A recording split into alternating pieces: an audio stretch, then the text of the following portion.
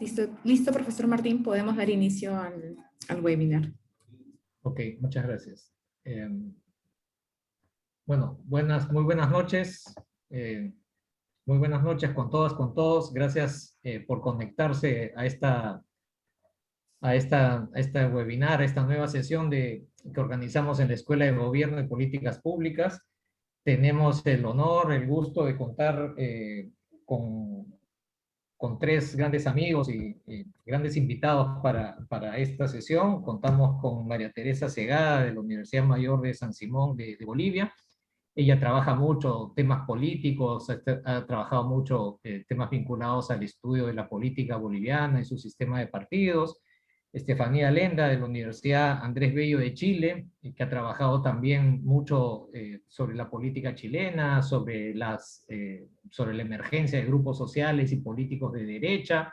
Ha trabajado mucho Chile, ha trabajado Bolivia también. Y John Magdaleno de la Universidad Católica Andrés Bello de Venezuela, que también es un estudioso, todos somos politólogos, estudioso de la realidad política de su país. Ha trabajado mucho también últimamente en los temas vinculados a las transiciones a la democracia y cómo se mira el caso venezolano y otros casos latinoamericanos en una lógica comparada.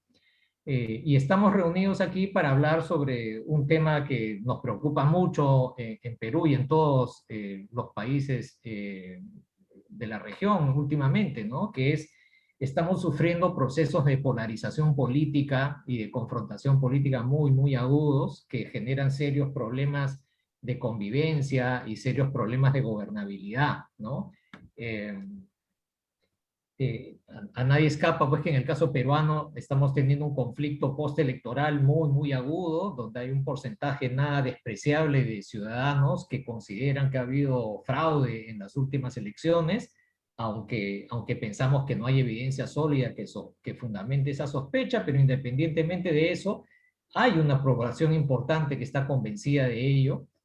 Y actúa en consecuencia, ¿no es cierto? Estamos viviendo un clima bastante enrarecido, en el cual incluso se habla de anular elecciones y de movilizarse y de pedir incluso la intervención de las Fuerzas Armadas, ¿no? Es un escenario bastante preocupante. Y bueno, y en ese marco creo que discutir sobre cómo se genera, cuál es la dinámica de la polarización política, qué costos, qué problemas, qué riesgos acarrea, cuáles son los problemas de gobernabilidad que se vislumbran y luego cómo es que uno puede salir de esta situación, ¿no? ¿Qué iniciativas, qué prácticas podrían ayudar a generar un terreno más común que pues eviten la polarización extrema, ¿no? Porque el conflicto es natural y hasta cierto punto es saludable, ¿no? Pero cuando el conflicto se convierte en una confrontación total, la gobernabilidad sufre mucho y la viabilidad de las políticas públicas, especialmente en el contexto en el que estamos viviendo, se comprometen, ¿no? Entonces, para hablar de eso, es que tenemos a nuestros amigos esta noche. María Teresa ha trabajado mucho el caso de Bolivia, ¿no es cierto? Y en Bolivia, pues, acaban de pasar por una situación muy difícil y están pasando por una situación muy difícil, ¿no? También hubo un conflicto electoral y postelectoral, ¿no es cierto? En las elecciones presidenciales hubo un golpe de Estado, un conato de golpe de Estado. Ese es un tema también en discusión en el caso de Bolivia, que obligó a la renuncia del presidente Morales. Hubo un gobierno de transición y en medio de eso hubo movilizaciones, hubo confrontación, ¿no? Polarización y el uso de la violencia muy intensa, y finalmente un nuevo proceso electoral y un nuevo gobierno otra vez del movimiento al socialismo. En Bolivia se ha visto una movilización también de sectores de izquierda, con una base étnica indígena importante, ¿no es cierto?, con clivajes regionales muy fuertes, y una derecha también muy movilizada, con una parte, con un discurso democrático, cívico, pero también con otra parte, con un discurso muy conservador y muy reaccionario, ¿no? En el caso de Chile, como sabemos, hubo una ola de protestas muy fuertes y están entrando en el proceso constituyente, y en ese proceso constituyente también ha habido clivajes de clase social que marcan profundas diferencias dentro del país, y hay una gran expectativa y una gran incertidumbre respecto a qué es lo que va a pasar, si es que las distintas fuerzas políticas se van a terminar bloqueando y generando un escenario de inestabilidad en Chile, o si se podrá generar algún consenso alrededor de la nueva constitución.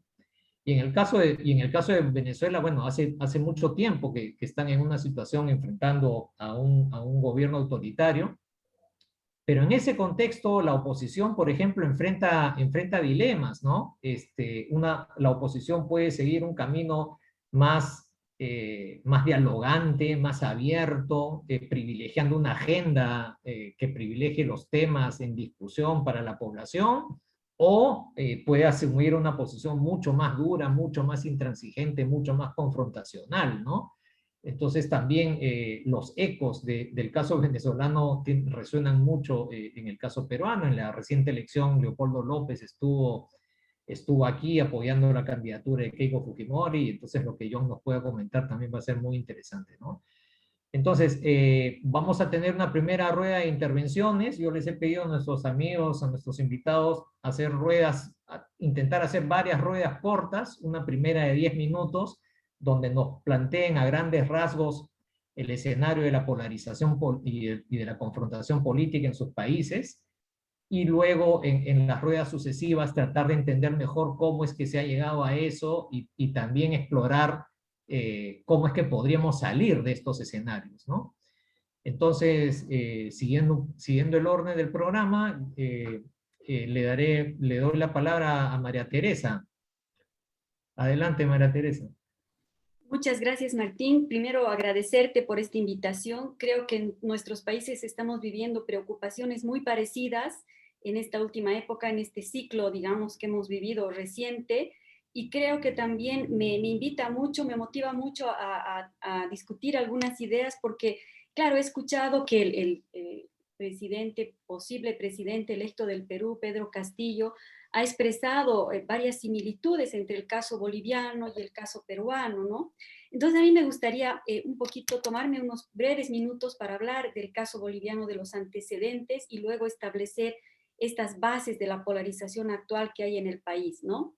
Primero, no habría que olvidar que en el caso boliviano, bueno, tal vez al igual que en el Perú en este sentido, la llegada de Evo Morales al poder fue como una respuesta a este hartazgo, a esta sensación de malestar que existía en la población, que no se sentía representada ni que participaba realmente del escenario político. Entonces la llegada de Morales en 2005 fue como una respuesta a esos sectores y tuvo una acogida muy importante. Quizás aquí una diferencia con el Perú, no voy a hacer comparaciones todo el tiempo, pero es que me provoca hacerlo, es que en el caso de Bolivia, el MAS ha llegado a la presidencia en las 4 elecciones que han habido con un porcentaje mayor al 50%. Es decir, lo que se ha constituido en Bolivia con la llegada del MAS es una suerte de bloque que podríamos llamarlo tentativamente etnonacionalista popular, que sostiene al gobierno de Morales, ¿no? Entonces, este grupo es un sector que no solamente en términos sociales está vinculado al gobierno, sino también tiene una mayoría en la parlamentaria muy importante, ¿no? No hay esta disgregación que estaríamos viendo, por ejemplo, en el caso peruano. Otro aspecto que es interesante destacar del caso boliviano es que el MAS como tal no es un partido como cualquier otro, no es algo que se puede denominar o conceptualizar como un movimiento político, es una suerte de mezcla entre partido político y organización sindical. Y esto le ha dado mucho poder al MAS y mucha capacidad también de reproducir ese poder en todo el territorio nacional, ya que el anclaje del partido es el movimiento sindical que está extendido en todo el territorio boliviano, un movimiento sindical fundamentalmente campesino, ¿no? Porque con los indígenas, como sabemos, ha tenido el gobierno del MAS muchas tensiones justamente por el proyecto político que ha implantado en el país. ¿Qué podemos decir sobre el proyecto político? Y aquí, claro, también se encuentran discursivamente algunas similitudes con lo que estaría ofreciendo en el caso del Perú Pedro Castillo, ¿no? Primero, el modelo que el MAS ha implementado en Bolivia es económico, es básicamente redistributivo y estatista, ¿no? Ha comenzado con nacionalizaciones, con capturar el Estado, los sectores estratégicos de la economía, Y claro, esto ha dado un rédito muy importante al país en los primeros años. No hay que olvidar, en el caso, bueno, de nuestros países, pero en Bolivia en particular, el modelo está muy atado a los movimientos del mercado internacional. Entonces, el MAS en los primeros años ha gozado de un momento de mucha bonanza económica, de precios muy altos de nuestras materias primas. Entonces, ha sido exitoso el modelo que ha implementado. Pero a partir de 2015 hemos sufrido una caída de los precios del petróleo a los que está indexado el gas, que es el producto más importante boliviano, y hemos empezado a sentir una crisis previa a la pandemia. Entonces, quizás el problema del modelo económico en Bolivia es que no ha estado muy orientado a la redistribución, pero no así a esta otra promesa que era la de industrializar el país, de promover más inversiones y de hacer más sostenible y más autónoma la economía.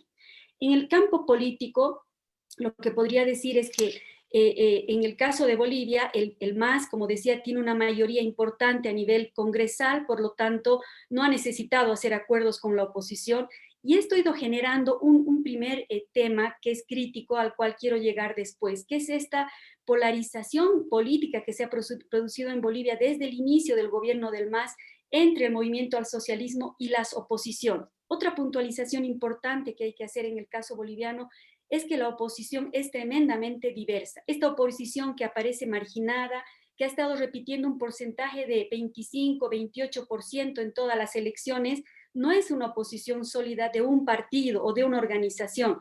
Cambia de candidato, cambia incluso de sigla, cambia de composición, ¿no? Pero el voto duro, digamos, de la oposición, mientras el del MAS ha rebasado el 50, 60% en todas las contiendas electorales nacionales, el voto más importante, digamos, que aglutina a la oposición, ha estado entre el 25 y 28%. Y por fuera hay otra oposición más dispersa. Pero yo quería enfatizar en que las oposiciones en Bolivia no son un solo bloque, como podríamos pensar, de derecha. Hay oposiciones pro-indigenistas, más radicales que el movimiento al socialismo, cuestionan este modelo desarrollista y extractivista que ha propiciado el gobierno. Hay oposiciones más centrodemocráticas, como la de Carlos Mesa. Hay sin duda una oposición cívico-empresarial muy fuerte, muy conservadora, que está anclada además en un territorio de Bolivia que es el oriente. Entonces, tenemos una diversidad de oposiciones frente a un bloque dominante del movimiento al socialismo. Otra novedad que trajo la llegada de Evo Morales, y aquí hay un diálogo también quizás con el caso peruano, es una suerte de etnicización, si podríamos decir, de la política, ¿no? De pronto cambia de rostro el bloque en el poder, ya no son las viejas élites, sino ahora es un partido con rostro indígena, con rostro popular, ¿no? Pero eso no inhibe de que dentro del propio movimiento al socialismo, sobre todo en los últimos años, se han empezado a visibilizar fracturas en este bloque. De hecho, en la última elección subnacional reciente de marzo, han aparecido primero cuestionamientos a la forma de conducción bastante verticalista del partido en manos del expresidente Morales, pero este cuestionamiento no se ha quedado ahí, ha generado fracciones, candidatos que se han desligado del partido y han sido exitosos. Por ejemplo, el caso emblemático es el de Eva Copa en la ciudad del Alto, pero han habido también otros ejemplos como el gobernador de Chuquisaca y otros en alcaldías que también provienen ya de la vertiente del MAS, pero han expresado su disconformidad con la conducción política y han tomado otros rumbos. Entonces, quizás el dato más novedoso hoy en Bolivia no es tanto la oposición, que ha seguido actuando de la misma manera y ha logrado porcentajes bastante parecidos, y en la elección subnacional ha ocupado, yo diría, más territorios que antes, pero no significa que tenga poder, porque son oposiciones, como decíamos, disgregadas. La novedad es lo que ha sucedido dentro del MAS a partir de la crisis del 2019, ¿no? El MAS ha empezado a cuestionarse a sí mismo, a buscar la redemocratización del partido, y eso se está expresando en pugnas internas hoy y también se ha expresado en resultados electorales. Martín, por favor, un minutito antes de los 10 minutos me adviertes para que no me quede alargándome demasiado. A 7, vas bien. Algo que tú mencionabas, Martín, y quiero destacar, es este componente tan fuerte en el caso, creo, boliviano y peruano, de lo étnico, y que viene acompañado de un discurso racista y una reacción a ese discurso racista. O sea, quiero decir que el racismo se convierte en un tema político, de uso político inclusive muy poderoso, porque toca justamente heridas muy profundas de nuestras sociedades y que no han sido resueltas en la larga historia de nuestros países. Obviamente me refiero a la historia republicana, nacionalista, donde pudieron haber encontrado salidas, pero hoy están a flor de piel, no han tenido una resolución. Quizás los paralelos entre Pedro Castillo y Evo Morales, a los cuales tanto se refieren sectores de opinión pública, es que, bueno, los dos son líderes de origen humilde, ¿no? Que, digamos, responden a organizaciones sindicales. La diferencia sería que Evo Morales ha tenido una fuerte experiencia sindical como dirigente y también como ex parlamentario antes de llegar al poder. Ha sido 8 años parlamentario y como 20 años líder sindical de los cocaleros. Tal vez el caso de Pedro Castillo, perdón, es distinto. Otra cuestión que me parece que se podría destacar es este discurso, bueno, ellos no han planteado, nunca ha hablado Evo Morales del comunismo, por ejemplo, ¿no? Más bien su modelo es distinto, pero sí tienen un discurso parecido en términos de nacionalización de la famosa Asamblea Constituyente, que se vuelve una bandera muy importante, y en el caso boliviano yo diría que ha sido un éxito en tanto evento electoral. Pero ahora, cuando uno analiza 10 años después de aprobada la Constitución, qué es lo que ha cambiado en Bolivia, qué cosas han sucedido, realmente hay cuestiones que dejan bastantes vacíos, ¿no? Yo recuerdo una visita de Boaventura de Sousa Santos a Bolivia hace unos 5 años, y él observó un poco lo que pasaba en el proceso boliviano y decía, veo aquí una suerte de desconstitucionalización, es decir, los avances logrados en la Constitución no han sido o no han traído como correlato unos cambios sustanciales que el país estaba esperando que sucedan, ¿no? Entonces hay una distancia, digamos, entre lo que se ha formulado en la Constitución y lo que se ha logrado hasta el momento. Y por último, quisiera cerrar, para no abusar de la palabra, hablando un poco de este tema de la polarización. Hoy en Bolivia, después de este intenso ciclo electoral que comenzó con una elección general anulada, una repetición de esa elección y luego inmediatamente después un proceso de elecciones subnacionales, ha dejado, digamos que ha logrado reordenar el tablero electoral, es decir, las autoridades que hoy están en Bolivia gozan de legalidad y de legitimidad, pero sin embargo ha dejado una fuerte tensión política, ¿no? Por una parte, esta polarización más anti-más, ¿no? Del más versus las oposiciones, que se traduce en este momento en una especie de confrontación de narrativas distintas, ¿no? Por un lado ha habido golpe de Estado, por un lado no ha habido golpe, aquí esto ha sido un monumental fraude, o alrededor del racismo también se generan discursos muy antagonizantes. Y otro elemento que está generando gran polarización y malestar hoy en Bolivia son los llamados ajustes de cuentas, ¿no? El gobierno transitorio quiso hacer un ajuste de cuentas con los anteriores gobernantes que pertenecían al MAS, y el actual gobierno está también pretendiendo hacer un ajuste de cuentas con el gobierno transitorio, y esto está generando un malestar muy fuerte porque una de nuestras debilidades más grandes en Bolivia es la institucional, o sea, nuestra institucionalidad es muy débil, el sistema de justicia es muy contaminado por lo político. Yo diría, para terminar, que en Bolivia se sobreponen dos tipos de polarizaciones, una estructural, marcada por las desigualdades socioeconómicas, por las fracturas territoriales que hay en Bolivia, creo que en Perú también, y por la exclusión étnica, que afloran permanentemente porque no han sido resueltas en la historia y han vuelto a aflorar en este momento. Por otra parte, se han sobrepuesto esta polarización más coyuntural y política que enfrenta dos posiciones ideológicas, que también enfrenta dentro del MAS ciertas tensiones y que tiene que ver más bien con este territorio de lo político. Bueno, yo entonces pararía aquí para no extenderme demasiado, y en la segunda ronda podemos continuar desarrollando estos temas. Muchas gracias. Muchas gracias, María Teresa. Entonces, démosle la palabra a Estefaní, que se está conectando desde Francia a la 1:54 AM. Así que muchas gracias, Estefaní, por el esfuerzo. Muchas gracias, Martín, por la invitación, y un gusto estar con todos ustedes y compartir experiencias. Bueno, tal vez el caso chileno es el más alejado finalmente de la problemática de la polarización, si uno obviamente va comparando lo que sucede en Perú, Bolivia o Venezuela.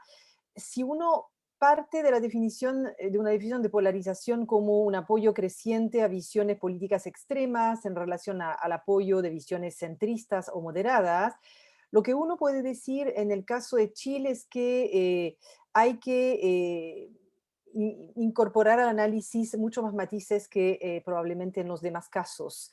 Vale decir que en el caso de Chile lo que uno puede afirmar y que ya fue comprobado en diferentes encuestas es que si hay polarización, la hay mucho más a nivel de las élites y no a nivel de la sociedad. Hay una encuesta reciente del Centro de Estudios Públicos que mostró, una encuesta de opinión, que el 41% de los chilenos se ubicaban en el centro versus un 20% en la izquierda, centro-izquierda, y otro 18% en la derecha, centro-derecha. Por lo tanto, el grueso de los chilenos a nivel de la sociedad, una vez más, es más, comparte posiciones mucho más centristas que polares, lo que llama de repente la atención, porque obviamente vamos a hablar también de polarización o de cierta forma de entender la polarización en el caso de Chile, pero de manera mucho menos nítida que en los demás casos. Y respecto a las élites, como vamos a ver, hay efectivamente, hubo episodios particularmente tensos durante los últimos años que muestran ciertos gérmenes de polarización, un potencial importante de polarización que se podría agudizar en función un poco de lo que tú decías, de cómo se va a manejar finalmente el proceso constitucional. Hay mucha incertidumbre al respecto, pero tal como estamos, faltan evidencias como para afirmar que Chile es actualmente un país polarizado. Eso como introducción general. Ahora bien, hablaba de gérmenes o de potencialidad de polarización. Por supuesto, porque al igual que en los demás países, y eso es un poco la novedad en Chile, que antes del estallido social de octubre del 2019, el presidente Piñera seguía presentando como un oasis dentro de este contexto regional, era un oasis pero con un problema muy importante de legitimidad del sistema político chileno, que por supuesto es un caldo de cultivo muy importante para el aumento de esta polarización.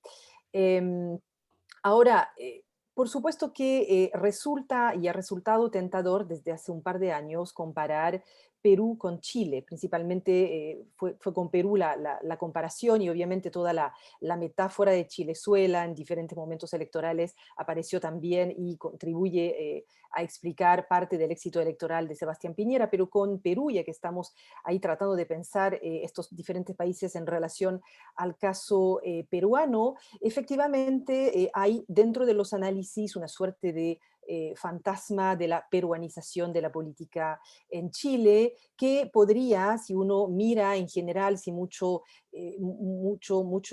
análisis de detalle en la situación chilena de los últimos años, uno observa una mayor fragmentación política, uno observa también una cierta crisis de gobernabilidad puntual que ha tenido en particular el presidente Piñera de centro derecha, el hecho de que tuvimos un cambio del sistema electoral en 2015, el sistema binominal que ordenaba la vida política en dos grandes bloques y que tenía esa fama de mantener una estabilidad política porque obligaba a grandes pactos en el fondo.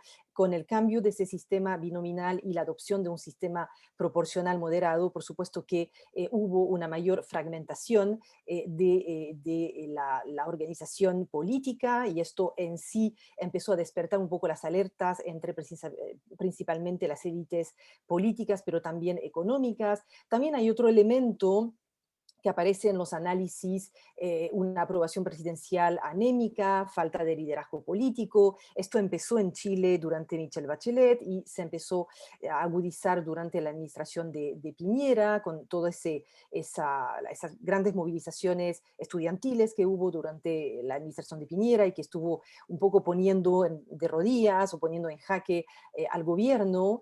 Y otro elemento que podría dar ciertas señales de peruanización de la política chilena es el bajo apoyo ciudadano que alcanzan los partidos políticos tradicionales, que es el problema dentro de esta crisis de legitimidad política que observamos en Chile. Uno de los problemas fundamentales es el bajo apoyo, la baja identificación que que reciben los partidos políticos y en particular los partidos tradicionales. Y esto recuerda, por supuesto, los casos tanto de Perú como de Venezuela. Entonces, son, por último, sociedades comparables porque son sociedades del malestar. Hay obviamente mucho que comparar en los procesos políticos ahí chileno-boliviano, en relación a la incapacidad de los diferentes gobernantes de responder a esa percepción de malestar que estuvo creciendo en Chile desde el 2006 y la primera revolución, la llamada revolución pingüina, que era una revolución de los secundarios, hasta obviamente dar lugar a movilizaciones mucho más contundentes, importantes en el 2011. Así que hay efectivamente, si miramos rápidamente ambos procesos políticos, ciertas señales en el caso chileno de algo que se resquebrajó o que no está funcionando tan bien como uno solía pensar del sistema político chileno, que fue ejemplar, que tuvo la transición ejemplar, etc. Ahora bien, y ahí vuelvo a mi punto inicial, de que no hablaría de polarización o no defendería de manera tan tajante la tesis de la polarización de Chile, y voy a dar obviamente más argumentos, es que en Perú y en Bolivia, tal como se dijo, esta polarización implica muchísimos clivajes regionales, étnicos, digamos, también de clase. En el caso de Chile podríamos observar cierta polarización, ciertas tensiones sociales a través de un clivaje de clase que se estuvo observando principalmente a través del resultado en el plebiscito por el cambio a la Constitución. Ahí hubo obviamente 3 comunas que votaron principalmente por el rechazo, pero inmediatamente cuando uno mira el resultado, ve también que la opción de la nueva Constitución ganó con un 78%, ¿ya? Así que ahí no estamos hablando, en el caso chileno, de plebiscitos de tipo plebiscito por la paz en Colombia en 2016, en que realmente uno ve un 50-50 más o menos, o el plebiscito para salir de la Unión Europea en el Reino Unido, etc. Hay más bien un consenso muy importante, muy general, en torno a un rechazo del modelo amparado en la Constitución de Pinochet. Es un rechazo transversal, por supuesto que las clases altas ubicadas en las 3 comunas que mencionaba, obviamente rechaza mucho menos ese modelo, pero también tenemos una de estas 3 comunas que tuvo una votación bastante alta, más o menos el 50%, a favor del apruebo, así que también esto obliga un poco, lleva a matizar esta polarización o esta sensación de radicalidad. Yo creo que eso es un argumento fundamental como para, digamos, no ver el caso chileno como un caso absolutamente polarizado. Ahora, ¿cómo se manifiesta esta polarización? ¿Cuál es su dinámica? Ahí, para no extenderme mucho, voy a recordar un poco las etapas de este cambio. Vale decir que hay efectivamente tensiones sociales, una mayor polarización, pero no extrema, ¿ya? No es comparable con los casos, una vez más, que vamos a ver en los otros países, que se refuerza desde el 2010, como mencionaba. Hay como movilizaciones que empiezan a darse en torno a las reivindicaciones estudiantiles y que van a dar lugar ahí a un mayor debate de ideas, la aparición, por ejemplo, de nuevos think tanks por el lado de la derecha, que va a tratar de responder a una reorganización intelectual de cierta izquierda, vale decir, ahí Chile tuvo, con todos los gobiernos de la concertación, una centro izquierda que gobernó de manera muy exitosa durante muchos años. A partir del 2011, 2010 más o menos, este modelo empieza, como dije, a resquebrajarse y hay la emergencia de un debate muy fuerte, un cuestionamiento muy fuerte a la hegemonía neoliberal, que va a dar lugar a su vez a bastante miedo de parte de los sectores más de derecha, centro-derecha, que se van a organizar también intelectualmente a través de una nueva intelectualidad más joven, ubicada en think tanks, y que va a empezar a tratar de entrar en ese debate de idea para, digamos, que no se imponga una hegemonía cultural que es la que se está actualmente imponiendo, que es una hegemonía cultural mucho más de izquierda. El país se está izquierdizando, pero de nuevo, hay esas tensiones, hay esas diferencias, pero yo no hablaría de polarización tal como se habló en el caso boliviano o como se puede observar en el caso de Perú.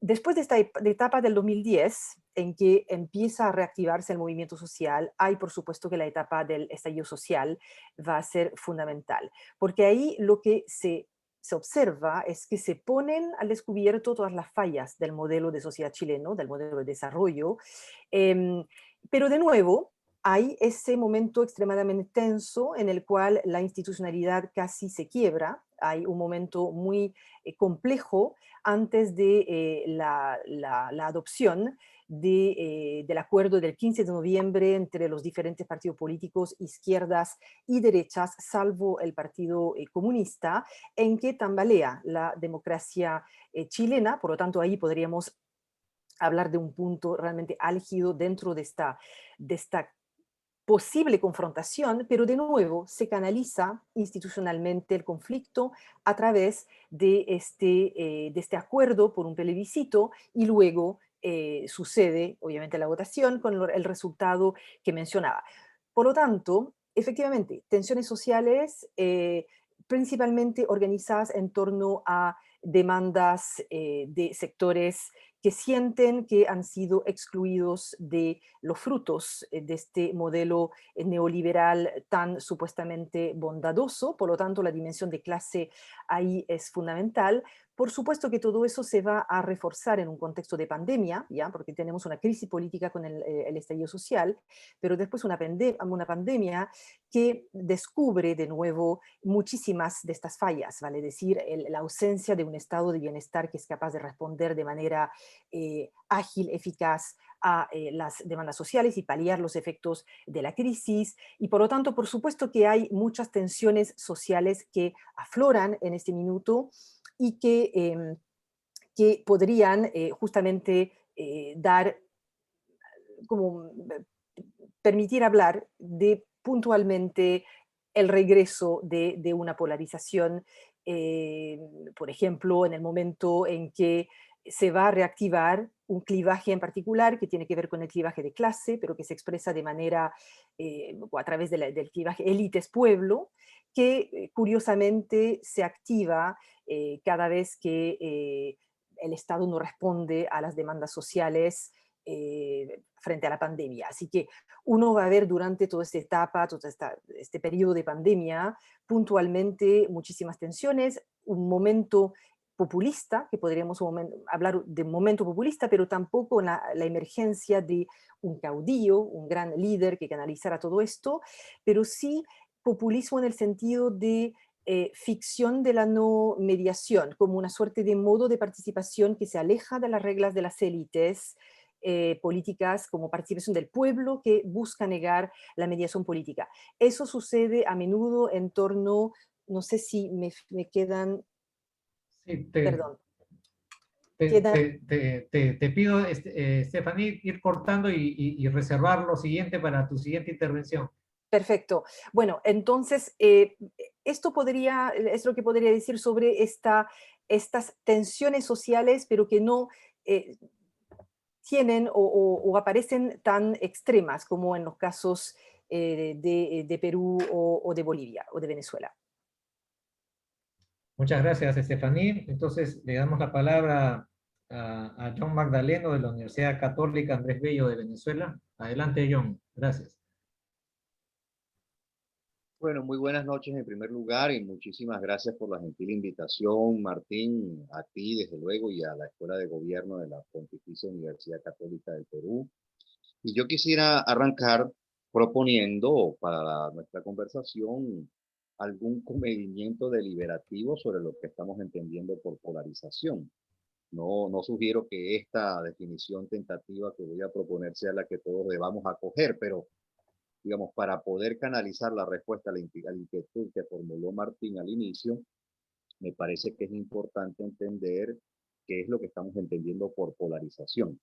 Personalmente, dado que Venezuela ha tenido en su trayectoria histórica, especialmente durante los 40 años de la democracia pactada, tuvo una larga tradición, salvo en la primera década, una larga tradición de polarización electoral, es decir, superada la etapa del multipartidismo, de la etapa del sistema multipartidista, ya en el año 73 se puede hablar de bipartidismo. Y obviamente en Venezuela, cuando se habla de polarización, por lo menos en aquella etapa se resignifica como polarización electoral.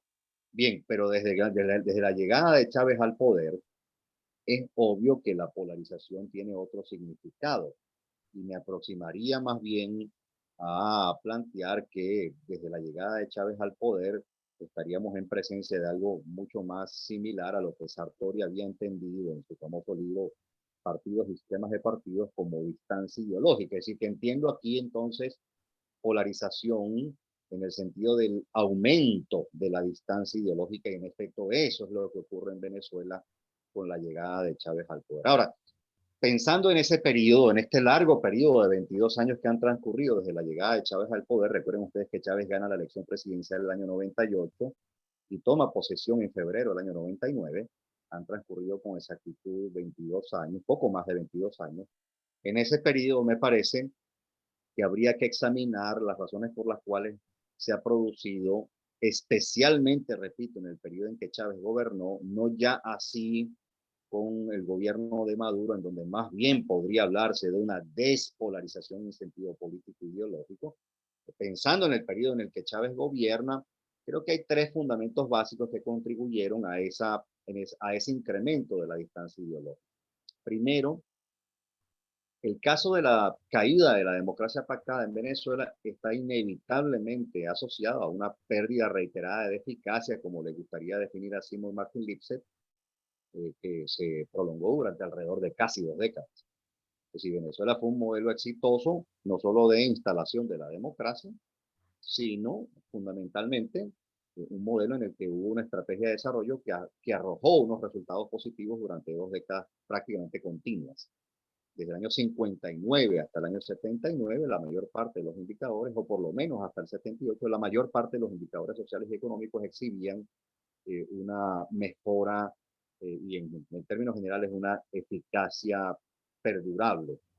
Lo podemos constatar con el comportamiento del Producto Interno Bruto Real, con las relativamente bajas y estables tasas de inflación que hubo en Venezuela incluso hasta entrados los 70, con la reducción de la tasa de desempleo que se experimenta hasta el año 78, en donde se obtiene el mínimo histórico de ese periodo, con otras variables más sociales, matrícula escolar, deserción, tasa de mortalidad materna, tasa de mortalidad infantil, neonatal, etc. Así que ese fue un sistema político que exhibió una eficacia prolongada hasta el año 78.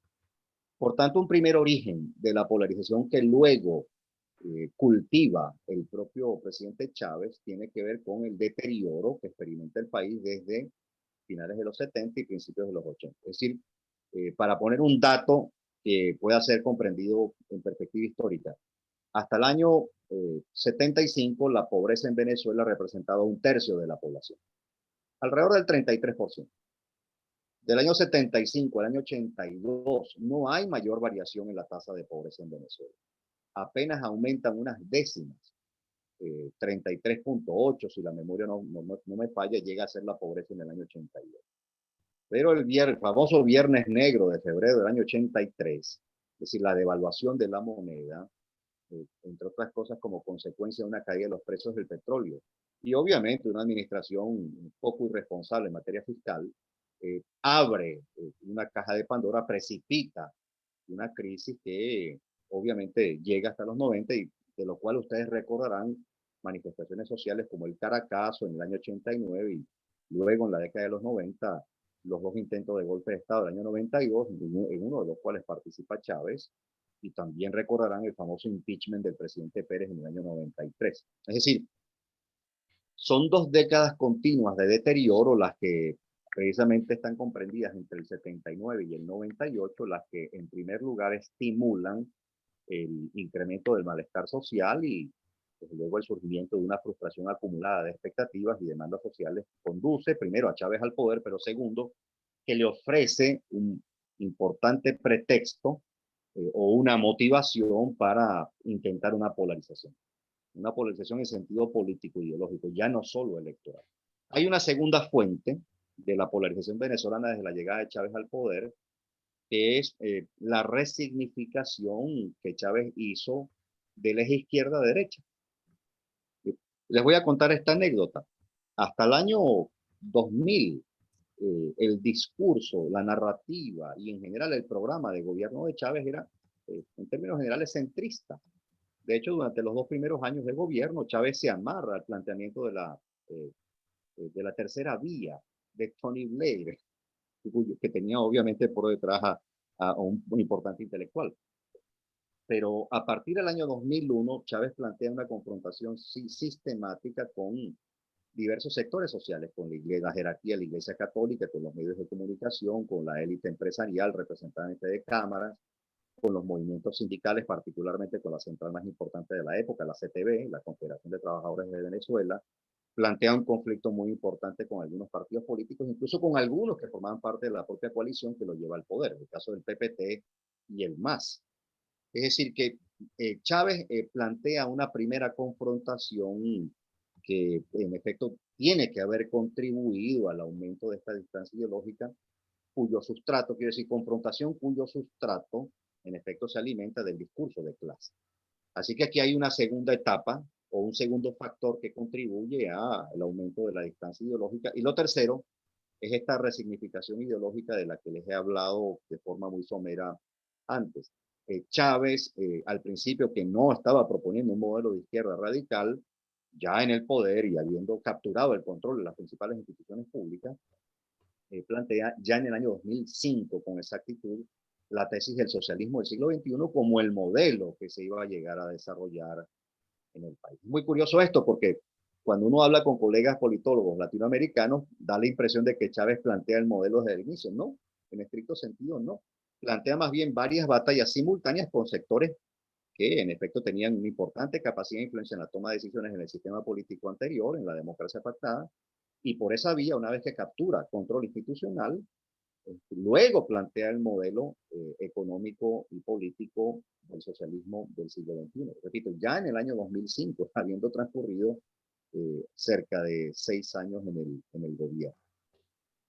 Ahora, esta resignificación fue una gran operación de comunicación política. Es decir, bastaba ver las alocuciones nacionales de radio y televisión de Chávez, el famoso aló presidente y las cadenas nacionales de radio y televisión, para ver cuál era la operación retórica que intentaba aumentar la distancia ideológica. Chávez significaba al capitalismo con todo lo negativo y al socialismo con todo lo positivo. así de sencillo. Es decir, que en la narrativa oficial, en particular en la narrativa presidencial, era claro el esfuerzo por mostrar una realidad contrastante o unos discursos y visiones contrastantes sobre sistemas políticos y económicos en general. Ahora, aquí hay un par de temas más que me gustaría tocar. ¿Cómo estoy de tiempo, Martín? ¿Cuántos minutos me quedarán? Tienes un par de minutos solamente, John, pero después Bien. otra intervención. Estupendo, estupendo. Un par de apuntes que quisiera notar a propósito de la preocupación que ustedes tienen sobre el caso peruano y con la reciente elección en la que, hasta donde entendemos en Venezuela, Pedro Castillo se da por descontado que la ganó. Una de las cosas más preocupantes y que tempranamente se podía advertir en la narrativa oficial era la idea de significar a la democracia solo desde el principio de la mayoría. Uno recordará al maestro Sartori que hablaba sobre determinada concepción de la democracia como el gobierno de la mayoría limitada, decía Sartori. Si no es el gobierno de la mayoría a secas, porque si una mayoría que llega al poder puede hacer lo que quiera con el resto de la sociedad, particularmente con las minorías, entonces esa mayoría ya ha dejado de ser de facto una mayoría democrática. Así que la mayoría limitada que comporta el respeto de los derechos de la minoría era un concepto muy importante para Sartori. Bueno, y aquí viene la advertencia para Perú, para que mantengan las alertas prendidas. Esto condujo a la postre, esta idea de instrumentar una noción de la democracia anclada solo en el gobierno de la mayoría a secas, se tradujo a la postre en que una parte de la población fuese considerada, así fuese latentemente, como un no demos, un no demos. Es decir, se consideró desde la narrativa oficial que una parte de la población no tenía que tener mayor capacidad de influencia sobre la toma de decisión. Así que aquí hay una primera advertencia que quisiera hacer sobre el caso peruano. No estoy sugiriendo que ese vaya a ser el desarrollo ulterior en su país, pero sí estoy sugiriendo, y con esto finalizo esta primera intervención, sí estoy sugiriendo que es muy importante monitorear de cerca cómo se desarrolla la narrativa oficial alrededor de su concepción de la democracia y del tratamiento que se le da a la otredad, en particular a las minorías que no formaron parte. En este caso no son unas minorías exiguas, es decir, es una mitad de la población que el resultado fue bastante ajustado, pudimos ver en Venezuela, y eso obviamente conduciría a monitorear muy de cerca el tratamiento que se le da al otro, es decir, a la otra mitad de la población, en virtud de cierta noción de democracia. Bien, paro acá para luego hacer otros comentarios más adelante, pero quisiera respetar el tiempo, desde luego, que nos han fijado. Muy bien, John, muchas gracias. Bueno, muy sugerentes, muy interesantes todas sus primeras presentaciones. Para una segunda rueda, que les pido que sea más corta para tener ocasión de hacer dos ruedas más, yo quisiera preguntarles, quisiera pedirles un comentario sobre lo siguiente, ¿no?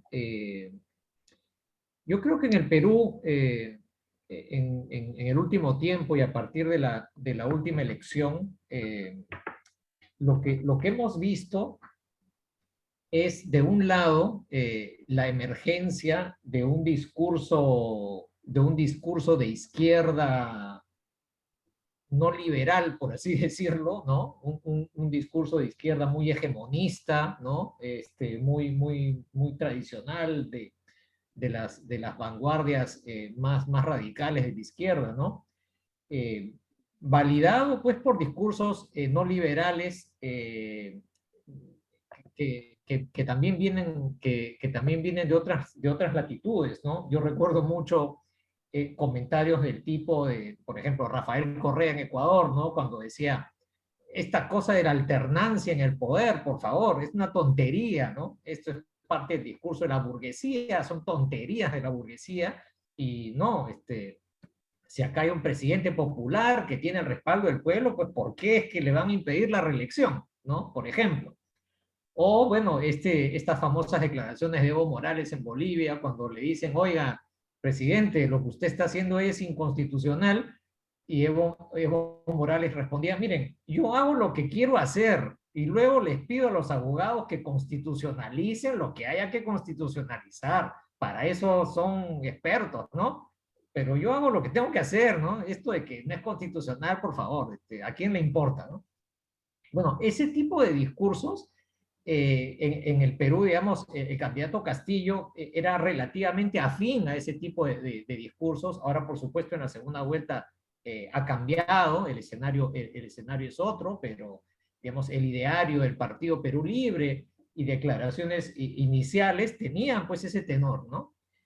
Y como respuesta a eso, o paralelamente a eso, en medio, pues, de los conflictos electorales, tenemos una derecha en la cual, digamos, ha ganado mucho protagonismo un discurso muy reaccionario y muy conservador, ¿no? Que, digamos, para los estándares peruanos es una novedad, ¿no es cierto? Yo creo que en los últimos años la derecha, después del trauma, digámoslo así, de la corrupción y del autoritarismo, de la caída del fujimorismo, creo que la derecha se cuidaba mucho de tener un discurso más democrático, ¿no es cierto?, y más institucional.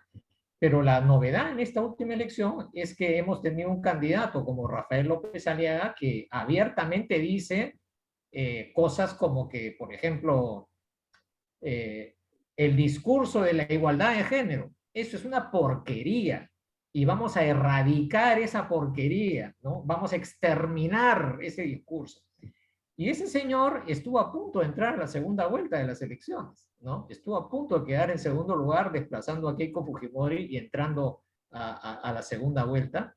Y aunque no entró a la segunda vuelta, uno diría que ese tipo de discurso está impregnando buena parte de la movilización de la derecha, un discurso contrario a las instituciones. Entonces, miren, en la última elección ha habido un fraude, ¿no? Y hay una conspiración donde forman parte los organismos electorales, el comunismo internacional, la OEA, es parte de un complot genocida del cual forma parte también la OMS, y en fin, ese tipo de discurso lamentablemente se ha extendido y se ha legitimado bastante en algunos sectores de la derecha, ¿no? Entonces, a la luz de eso, yo quisiera entonces preguntarles sobre, digamos, dialogar a la luz de estas preocupaciones con sus casos, ¿no?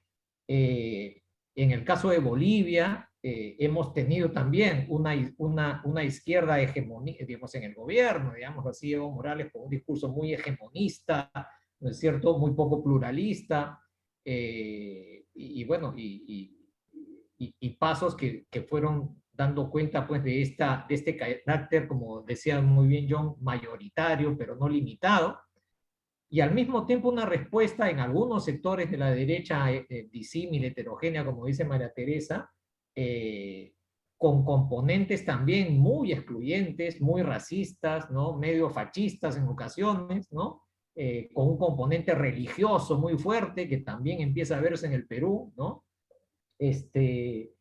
Y entonces, esa es la pregunta, ¿no? ¿Cómo en medio de estos conflictos, estos discursos más extremistas empiezan a tener, al menos por algunos momentos, cierta preeminencia, ¿no? Y por supuesto, haciendo mucho más difícil el debate político. En el caso de Chile, ciertamente las cosas tienen otro grado, ¿no? Y tienen un cauce mucho más institucional, como Estefanía ha mencionado. Pero algo que creo que valdría, digamos, que sería interesante que nos comentes, algo que tú has estudiado mucho, ¿no? Es algo que creo que dialoga muy bien con lo que se ve en el Perú, es la desconexión que uno encuentra entre la élite política, especialmente de derecha, con lo que está pasando en el país y con los reclamos en el país, ¿no? Esto de que los reclamos sociales en un inicio son vistos también como fruto de una conspiración de agentes cubanos y venezolanos, ¿no es cierto? Y el hecho de que eso, la gente que protesta viene de otro planeta, que tiene una lógica que no es posible de ser comprendida, ¿no? Eh, eh, es algo que también creo yo que tiene ecos importantes con lo que sucede aquí, ¿no? Una gran dificultad para entender qué es lo que está pasando y para diagnosticar la naturaleza de los problemas, ¿no? Y en las derechas latinoamericanas uno encuentra esto también, qué sé yo, escuchando discursos como los del presidente Duque en Colombia, ¿no? Esta dificultad para entender lo que pasa y recurrir a explicaciones conspirativas para dar cuenta del crecimiento de la oposición y del surgimiento de protestas y demandas populares, ¿no? Y bueno, y la pregunta asociada a eso es hasta qué punto esas visiones han tenido representación en la constituyente y, digamos, y van a poder generar cierto bloqueo en la elaboración de la nueva constitución, ¿no? Y finalmente para John, en medio de la confrontación y de la polarización, yo diría que también se presenta un dilema, digámoslo así, para utilizar también esta terminología tradicional de la literatura de las transiciones entre los duros y los blandos, ¿no? En cuanto en torno al gobierno, hay sectores que piensan que algún tipo de descompresión y de liberalización debería haber, ¿no? Definitivamente en este momento justamente se está discutiendo mucho eso en Venezuela, ¿no es cierto? Tener un organismo electoral un poco más independiente, ir hacia elecciones con un poco más de garantías hacia la oposición, oposición, ¿no? Versus otros sectores que dicen ni hablar, acá no hay nada que conceder, si empezamos a conceder vamos a perderlo todo y hay que endurecernos. Y también del lado de la oposición, ¿no? Una oposición que dice, ¿saben qué? No hay nada que negociar con el gobierno, esto es una lógica de pura confrontación y hay que ir por el derrocamiento y por la insurrección, versus sectores que dicen, nosotros tenemos que presentarle una mejor alternativa al país, ¿no es cierto? Una mejor alternativa que la que representa Maduro, ¿no? Y si no ponemos los temas de la atención a la salud, de la reactivación de la economía, ¿no es cierto?, de la recuperación del país, no deberíamos sorprendernos de que una buena parte de la población siga apoyando a Maduro, ¿no es cierto? Y yo creo que eso también empieza a verse en los círculos de derecha peruanos, ¿no? La oposición a Castillo es una oposición que va a ser a rajatabla y no le vamos a dar espacio para nada y vamos a cuestionarlo desde el día uno, o es una oposición que trata de poner los temas por delante, digámoslo así, ¿no? Los temas de la reactivación, de la salud, etcétera, ¿no? No me parece un detalle que Leopoldo López haya estado aquí hablando con Keiko Fujimori y con sus aliados, ¿no es cierto? Y Leopoldo López representa en Venezuela, por lo menos en varias coyunturas, las posiciones más duras y más intransigentes, ¿no? Entonces, quería pedirles un comentario sobre estos asuntos y hagamos una segunda rueda, quizá un poco más corta, para tener una última rueda para hablar más de cómo es que uno puede empezar a salir de estos escenarios, ¿no? Cómo evitar su profundización, su ahondamiento y cómo encontrar caminos que permitan cambios sociales, ¿no es cierto?, recoger demandas populares de cambios y al mismo tiempo una mínima estabilidad, ¿no? Entonces, sigamos con el mismo orden, si les parece, María Teresa. Perfecto, Martín. Muchas gracias, muy enriquecedoras las exposiciones, a mí me han dado muchos elementos también. Y para responder a tu pregunta, me voy a valer de un elemento que John mencionaba, que es esto de las narrativas, la importancia de lo discursivo y de lo narrativo en política, ¿no? Y para eso quisiera hilar más fino con el caso del MAS, para que se entienda lo que ha pasado en Bolivia. Cuando Evo Morales llega la primera vez a la presidencia, el año 2005, empieza su plan de gobierno, su presentación, su discurso con una narrativa muy radical, ¿no? Muy marcada por el indigenismo, ¿no? Por los derechos de los pueblos indígenas, e incluso se hablaba de un término que era socialismo comunitarista, que dialogaba muy bien por un lado con Venezuela y el socialismo del siglo XXI, pero dialogaba también con las bases comunitarias que estaban muy potentes en Bolivia en ese momento, en el movimiento indígena, ¿no? Entonces, hay una primera fase donde este discurso radical del MAS logra como sentar las bases, ¿no? Y se genera, obviamente, un momento de gran polarización en el país porque ese discurso no representaba al país entero. En ese contexto se produce la Asamblea Constituyente, ¿no? Y como ustedes conocen, con las tensiones que hubieron y finalmente los resultados.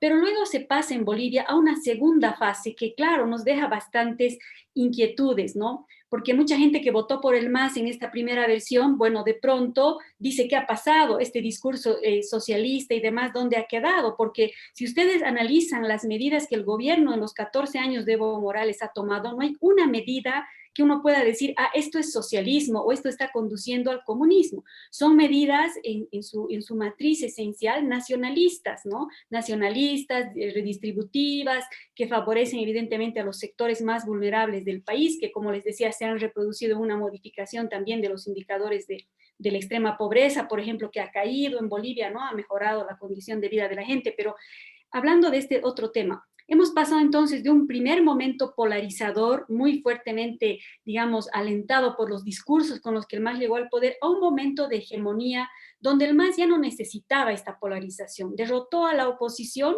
la derrotó moralmente, diría yo, con algunos elementos que hubieron en ese momento en un revocatorio sobre todo, y con la Asamblea Constituyente que fue muy victoriosa, y entra en un momento donde la oposición se debilita tanto que el movimiento al socialismo copa todos los espacios. En ese momento incluso tiende puentes muy amigables con aquella oligarquía que fue denostada en su primer momento, la oligarquía del Oriente. Hay reuniones entre el gobierno del MAS con los sectores agroindustriales exportadores de Bolivia, lo que era impensable los primeros días del gobierno del MAS. Entonces, eso le permite al MAS ampliar su base social, su electorado, ¿no? Asentarse como un partido más nacional y ya no tanto indigenista. ¿A qué punto abandona el indigenismo? A este famoso conflicto del TIPNIS que todos conocen, donde se enfrenta con sectores indígenas que estaban, bueno, luchando por sus derechos frente a una intención del gobierno de aplicar un modelo desarrollista. Pero luego, ¿cuándo se pierde el timón en el caso del MAS? Se pierde el timón cuando se entra en una fase, una deriva de esta hegemonía, digamos, que tú decías, Martín, la nombrabas lo de las democraduras, tal vez podemos hablar de una democracia autoritaria, no lo sé, cuando el presidente Morales decide mantenerse en el poder, decide por sobre todas las cosas su reelección. Y es aquí donde se quiebra ese respeto mínimo que había a la institucionalidad, donde en el referéndum del 2016, famoso evento que es como un punto de inflexión que ha generado la crisis política en Bolivia, el gobierno llama a un referéndum para permitir una reforma constitucional que le habilite a la reelección. La población dice no queremos mayoritariamente que se modifique la Constitución, y el gobierno del MAS sigue insistiendo por otras vías y también digamos, vulnerando aspectos institucionales para garantizar la reelección de Morales.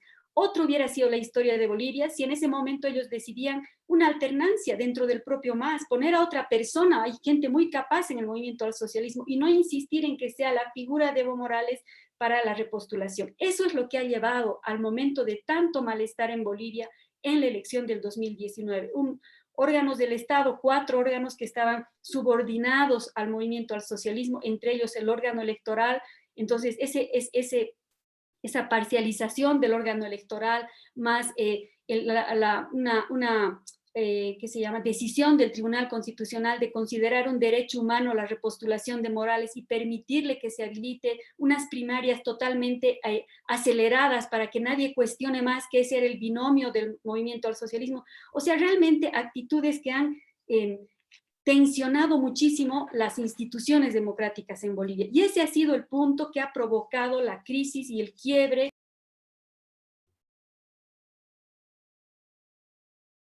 No se te escucha, María Teresa. Se te apagó el micrófono. Ah, ya, ok, ahora sí, perdón.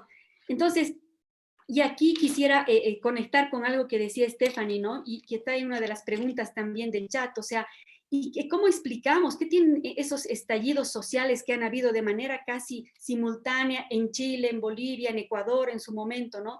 Y es ese malestar de la gente con este tipo de administración política en nuestros países, ¿no es cierto? Primero con estados en unos casos ineficientes y en otros casos con administraciones que han vulnerado los derechos institucionales de la gente. Entonces, en el caso de Bolivia, sobre todo esta protesta social que comenzó el 2016, se agudiza el 2019, deriva en algo inesperado, que es un gobierno transitorio totalmente nefasto para el país, donde además, digamos, no trae nada positivo, pero bueno, eso muestra, y ahora estaríamos en una etapa haciendo este recorrido, polarización, hegemonía, ante la crisis que hay.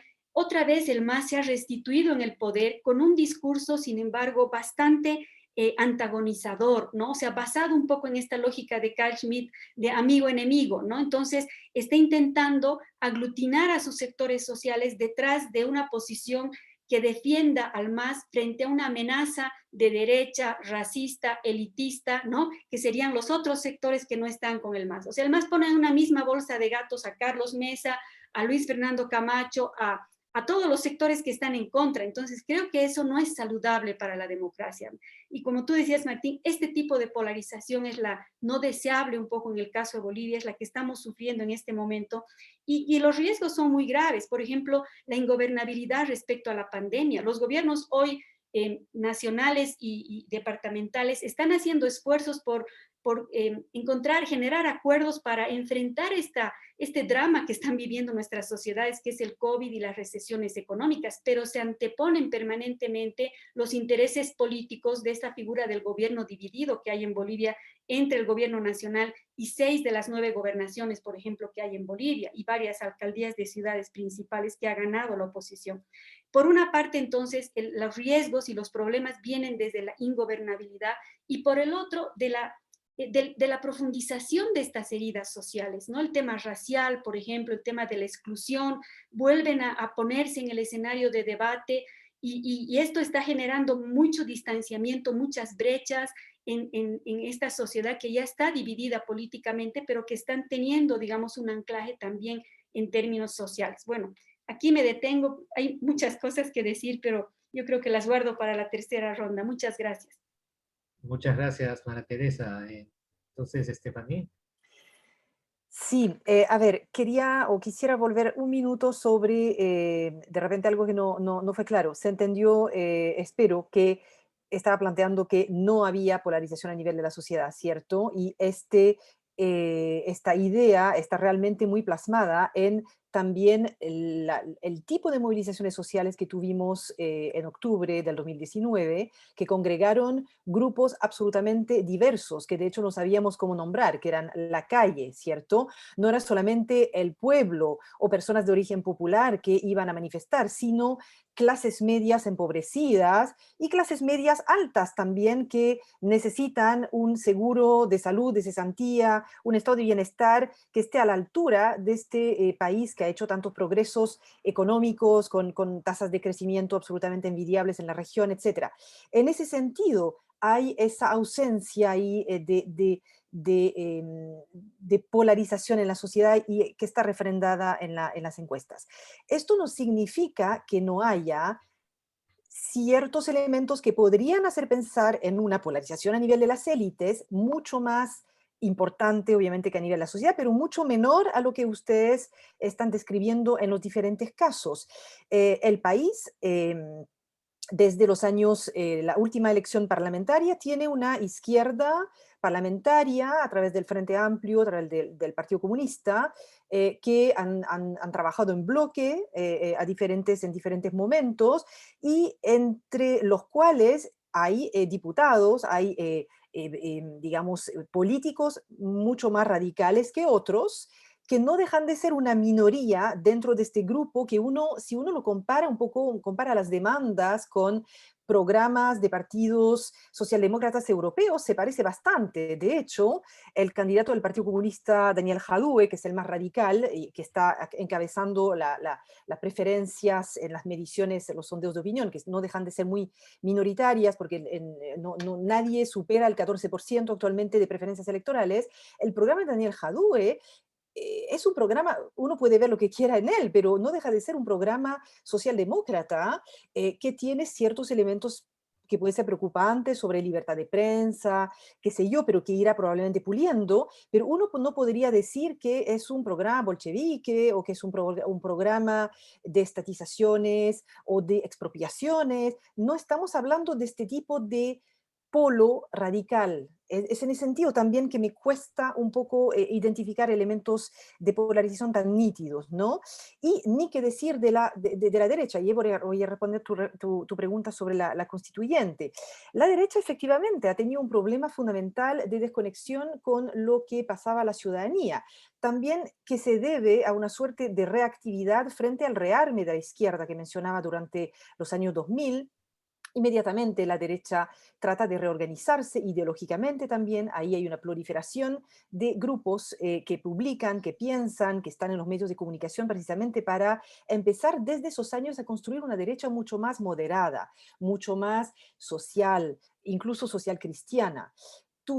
Por lo tanto, tenemos una intelectualidad que empieza a construirse durante esos años, influir en el debate público, lo que no quita que quienes estuvieron gobernando, el segundo gobierno de Sebastián Piñera, el primero se pareció mucho a los gobiernos de la concertación, prosiguió con las reformas sociales de la concertación, no hubo mayores diferencias en términos de posicionamientos moderados. El segundo, Piñera II, es un gobierno que en vez de realizar el diagnóstico correcto de que había que ser mucho más audaz en las transformaciones sociales profundas que requería Chile, simplemente no las hace.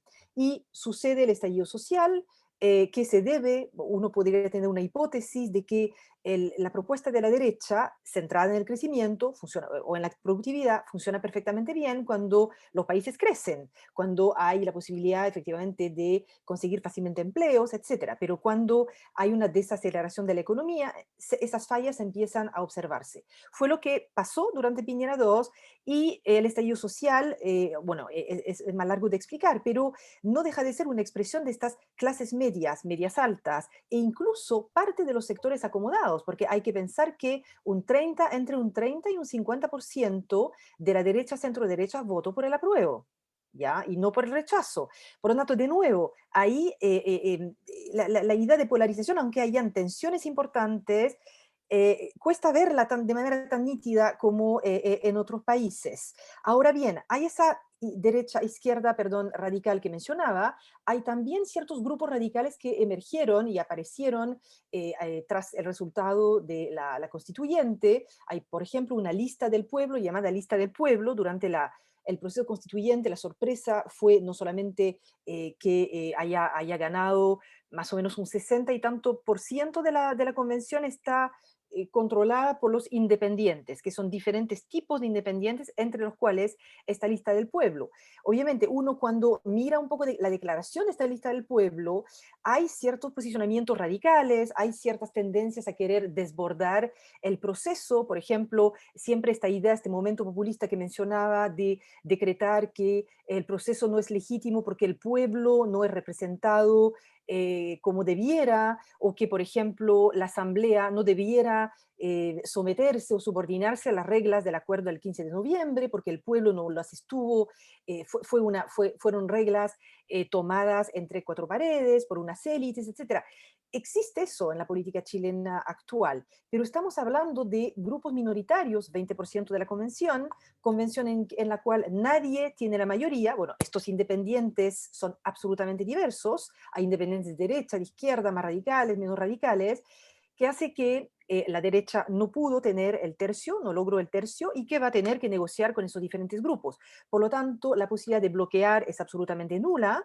Estamos observando, también tenemos por el costado, por el lado derecho, hay una extrema derecha en Chile desde el 2017, José Antonio Kast creó un partido que es un partido de extrema derecha, así que ahí podríamos decir efectivamente se refuerzan los polos, ahí hay una evidencia, pero concretamente en las urnas no le fue muy bien, logró posicionar uno o dos candidatos fuertes en la convención, y en las demás elecciones el Partido Republicano no sacó muchos votos, por una razón muy simple: está totalmente a contracorriente de lo que la inmensa mayoría de los chilenos quiere. Es decir, que su modelo de sociedad no calza con el Estado socialdemócrata que se reclama desde las calles. Por lo tanto, sí tensiones, sí un mundo mucho más polar, políticamente más fragmentado, más polar, pero no con la magnitud que uno pudo observar en lo que mis colegas han descrito. No sé si paro acá y seguimos después. Y dejemos, sí, y tenemos nos da tiempo para una tercera y última rueda. Perfecto. Entonces, John, adelante. Bueno, muy bien, Martín me formula una pregunta muy interesante. La polarización leída en la actualidad en Venezuela, a la luz de la configuración de esto que es la literatura sobre transiciones, esa literatura pionera, en particular la obra de O'Donnell, Smith y Whitehead, nos indicaron como el microclivaje entre duros y blandos, que como bien apunta Martín, no solo está presente en la coalición dominante, es decir, en el oficialismo, sino también en la oposición. En efecto, pero para poder responder a esa inquietud, esa formulación de Martín, voy un poco atrás y quisiera hacer dos observaciones generales. La primera, quizá parte de la creciente distancia ideológica que hay en algunos países de la región esté emparentada con procesos de autocratización que se han venido produciendo tanto a escala global como propiamente en la región. Hago esta observación porque un estudio muy importante a mi modo de ver de Lierman y Lindberg del Instituto Biden de la Universidad de Gothenburg de Suecia, que culmina en 2019 con un papel de trabajo, halla 75 casos de autocratización a partir de la tercera ola de democratización. Como sabemos, la tercera ola de democratización ya desapareció y la literatura más reciente habla de la tercera ola de autocratización, lo que Huntington llamaba en su libro la contraola autoritaria. Este es un fenómeno que está presente aproximadamente desde los años 2011-2012. Me pregunto si la creciente polarización que uno puede ver también en otros países de Europa, repito, entendida como creciente distancia ideológica, y también se observa en países de la región, no está emparentada también con estos procesos de autocratización. Y lo digo porque esto explicaría muy bien el caso venezolano. Y uno conoce que los autoritarismos en el siglo XXI cooperan mucho más entre sí y se transfieren conocimiento y aprendizaje y experiencia y tecnología y hasta asistencia militar y de inteligencia. Y lo subrayo en concreto porque, sobre todo, el caso boliviano, entiendo que el propio Instituto Viven calificó el régimen político de Bolivia el último año de mandato de Evo Morales como un autoritarismo competitivo propiamente. Y así tendemos a verlo varios investigadores venezolanos. Otro tanto ocurrió con Ecuador, que no es un caso que estamos examinando hoy, pero vale la pena que lo resumamos por esta razón. Y Venezuela, que fue un rápido proceso de autocratización, ya entre los años 2000 y 2002 habían abundantes señales de que estaba en marcha ese proceso, lo cual nos conduce hasta 2015, para simplificar un poco la historia, que es el último año en que yo creo que puede hablarse de autoritarismo competitivo en Venezuela. Desde 2016 es que, conforme al consenso cada vez más extendido que hay entre investigadores venezolanos, desde 2016 se puede hablar más exactamente de autoritarismo hegemónico, ya habiendo estado Maduro desde hace algunos años antes en el poder. Así que subrayo este primer hecho. Quizá la creciente distancia ideológica y política que se halla en algunos países de la región está emparentada con procesos de autocratización que algunos de estos países han venido experimentando. Segundo, entro de lleno en la pregunta que hace Martín. En efecto, hasta 2018, o más exactamente hasta 2017, estando Maduro en el poder, uno puede hablar de una bastante visible cohesión estratégica, coordinación estratégica entre los sectores de lo que prefiero denominar coalición dominante, echando mano de una expresión que se le debe a Leonardo Morlino cuando analiza los regímenes autoritarios. Pero a partir de 2018 se observa una progresiva desregulación de la economía. Recordemos que en tiempos de Chávez, y especialmente desde 2007, una vez que se había producido su reelección del año 2006, se inicia una importante ola de estatización. Y ese modelo se intenta desarrollar hasta alcanzar, procurar un esfuerzo de planificación estatal de la actividad económica. Bien, eso se detiene en 2018 cuando Maduro inicia un proceso de desregulación. Lo llamo desregulación y no propiamente liberalización económica porque todavía no estamos en presencia de una restitución de garantías económicas. Es decir, uno podría pensar que habría liberalización económica ahí donde son restituidos derechos de propiedad. Ese no es el caso de lo que ocurre en Venezuela. En Venezuela ni siquiera desde 2018 hasta la fecha. Hay una ley vigente en Venezuela, se llama la Ley de Precios Justos, que no ha sido restituida. Sencillamente las autoridades se han hecho la vista gorda con su aplicación, con su implementación. Así que lo que estamos viendo es más bien una desactivación muy gradual, muy incremental de las restricciones que antes se imponían desde tiempos de Chávez sobre el sector privado de la economía. Entonces, obviamente la crisis económica a la que Venezuela asiste desde 2013, para que pongamos esto en dimensión, Venezuela ya acumularía hasta este año 8 años consecutivos de recesión, si acaso este año se reporta una nueva tasa de decrecimiento. Venezuela se aproxima este año a su cuarto año consecutivo de hiperinflación, algo que por cierto los amigos de Bolivia conocen bastante bien, y también en Perú, y en Brasil desde luego y Argentina. Pero esta es la tasa más alta de hiperinflación que se ha registrado en caso alguno en América Latina. Solo nos está ganando en términos de la temporalidad Nicaragua, que tuvo poco más de 5 años de hiperinflación consecutiva.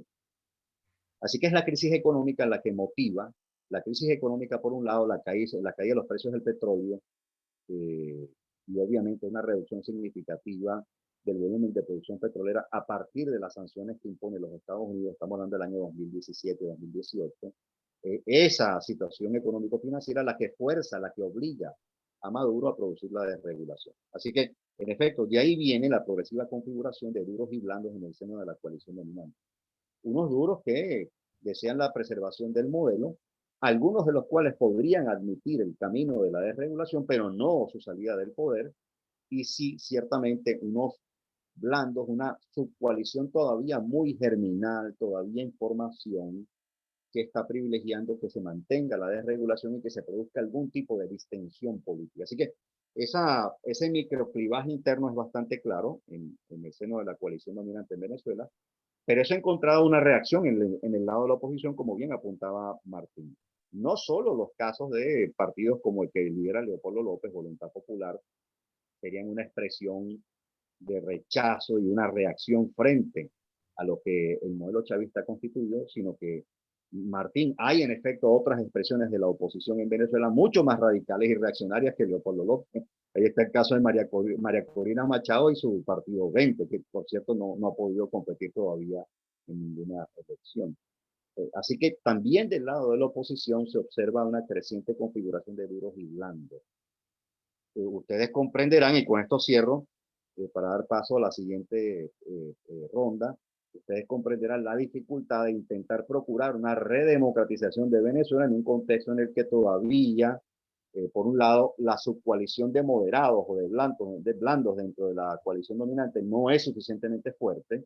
Todavía el madurismo sigue ejerciendo mucho poder, especialmente en la trayectoria política que se ejerce, no por el respaldo popular, sino el poder de facto que en efecto tienen.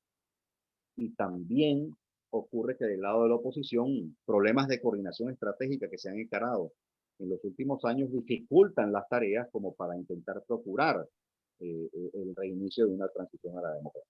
Así que no es una situación fácil la que experimenta Venezuela. No estamos hablando de un régimen autoritario que goza de simpatías o apoyos importantes. La verdad es que Maduro dilapidó el capital político que le dejó Chávez. Hoy alrededor del 25%, en el mejor de los casos 30% del país respaldaría a Maduro. Las últimas cifras hablan de 20 a 25% de aprobación y de popularidad. Estamos más bien en presencia de un régimen autoritario, hegemónico, que obviamente todavía no pareciera crear condiciones como para que se produzca la redemocratización en el corto plazo. Bien, paro acá. Muchas gracias, John. Les pido hacer una última rueda, ahora sí mucho más cortita, ya solamente para reflexiones finales de unos 2-3 minutitos solamente. Comentarles que, digamos, alrededor de la pregunta cómo evitar caer más hondo, digámoslo así, en procesos de confrontación, de polarización, evitar los riesgos que están presentes y eventualmente poder construir acuerdos más amplios y más estables, ¿no? En el caso peruano yo espero que, digamos así, la inviabilidad de las estrategias más confrontacionales, tanto de la derecha como de la izquierda, ¿no? Porque llevan finalmente una suerte de callejón sin salida, incentive a sectores más moderados dentro de la izquierda y la derecha, más racionales, digámoslo así, a buscar algún tipo de acuerdo y asumir el liderazgo, ¿no? Yo diría, digamos, pensando también en el caso chileno, yo creo que la sociedad peruana no está tan polarizada como lo que muestran las élites políticas, ¿no? Yo también diría que eso es lo que sucede aquí también, ¿no? El tema es que la debilidad de la representación política del centro ha fortalecido a los extremos, ¿no? Pero sí creo que hay una gran distancia entre lo que la sociedad espera y lo que las élites políticas están haciendo, ¿no? Pero repito, creo que la inviabilidad de la estrategia de la pura negación del fujimorismo hacer que sectores de derecha opten por otro camino y la constatación, digámoslo así, de los escenarios de riesgo y de confrontación de un gobierno de Castillo, si es que sigue una línea muy radical, también deberían disuadirlos de seguir esa ruta y buscar alguna más que les asegure más estabilidad y finalmente el éxito a su gobierno, ¿no? Pero creo que sería muy útil escuchar de ustedes algunas reflexiones sobre digamos, qué lecciones podrían dar a partir de los casos que hemos estado analizando, ¿no? Entonces, María Teresa. A ver, yo quisiera partir por lo que decías, Martín. Y, me parece que en América Latina, lejos del deseado centro político que muchos quisiéramos que medio exista, porque el centro político, ya sea con tendencia de izquierda o de derecha, permite el diálogo, permite escenarios de acercamiento, lo que tenemos es más bien, es una tendencia hacia escenarios de polarización muy fuerte. No otra cosa es la elección de Lasso en Ecuador, por ejemplo, frente a la opción correísta, o lo que está pasando en el Perú con esta fractura tan grande. Bueno, esos son, parece, los escenarios que van a venirse adelante. Y lo curioso también es constatar que a veces la polarización es deliberadamente construida por los actores políticos. O sea, la polarización es funcional a los actores políticos. Entonces, para comenzar, había que apelar a la voluntad de los propios actores a deponer estas tendencias en sus narrativas, en sus acciones políticas, sobre todo cuando gozan de un poder que les permite imponer ciertas cosas, ¿no? Yo diría también que estamos viviendo quizás en América Latina una ola distinta a la primera ola de progresismos que hubo a principios de siglo, ¿no? Hoy estos rebrotes de las izquierdas tienen connotaciones mucho más diversas, distintas a esas, claro, tal vez sea tema de otro seminario, pero vale la pena ponerlo. Entonces, lo que yo quisiera decir, dos cosas nada más sobre esto, de las salidas. Primero, yo creo que tenemos en común en nuestros países no haber resuelto fracturas estructurales, ¿no? Estas que mencionaba al principio, ¿no? Los temas de desigualdad social, las fracturas territoriales, ¿no? Los problemas regionales entre élites, por ejemplo, que no terminan de resolverse y son de intereses, de poder, ¿no? Y por último, en algunos países, sobre todo en el área andina, el problema étnico-cultural que arrastra una historia que tú sabes más de 500 años y que va volviendo a reposicionarse porque no ha encontrado la forma de resolverse. Entonces, mientras no avancemos en esos temas estructurales, difícilmente vamos a encontrar soluciones digamos, en el mediano plazo para avanzar hacia atenuar, digamos, estas fracturas, ¿no? Que se reviven cada vez. Pero además creo que hay necesidad, yo diría en el sentido amplio de la palabra, de democratizar la democracia, decía un autor, ¿no?